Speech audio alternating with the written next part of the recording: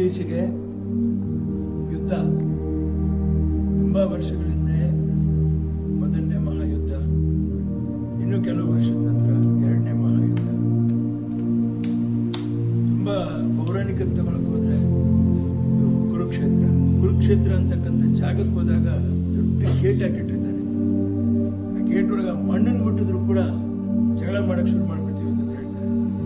So ಆ ಜಗಳ ಬೇಡ ಅಂತಾನೆ ಅಷ್ಟು ದೊಡ್ಡ ಗೇಟ್ ಹಾಕಿರೋದು ಜೀವನದಲ್ಲಿ. ಇದು ನಾವು ಅರ್ಥ ಮಾಡ್ಕೋಬೇಕಾಗ್ತದೆ. ಈಗ ಹೆಚ್ಚು ಕಡಿಮೆ ಇದು ಹೌದು ಅಲ್ಲ ಅನ್ನುವಂಥ ಒಂದು ಪರಿಸ್ಥಿತಿಯಲ್ಲಿ ವಾರದಲ್ಲೇ ಚಿಕ್ಕದಾಗಿ ಮುಗಿದೋಗ್ಬೇಕಾಗಿರುವಂಥ ಒಂದು ವಿಷಯ, ಮಾತುಕತೆಯಲ್ಲಿ ಆಗದೆ ಇರ್ತಕ್ಕಂಥದ್ದು, ಬಡದಾಟ ಸಾವು ನೋವುದಲ್ಲಿ ಆಗಕ್ಕೆ ಸಾಧ್ಯನೇ ಇಲ್ಲ ಈ ಭೂಮಿ ಮೇಲೆ.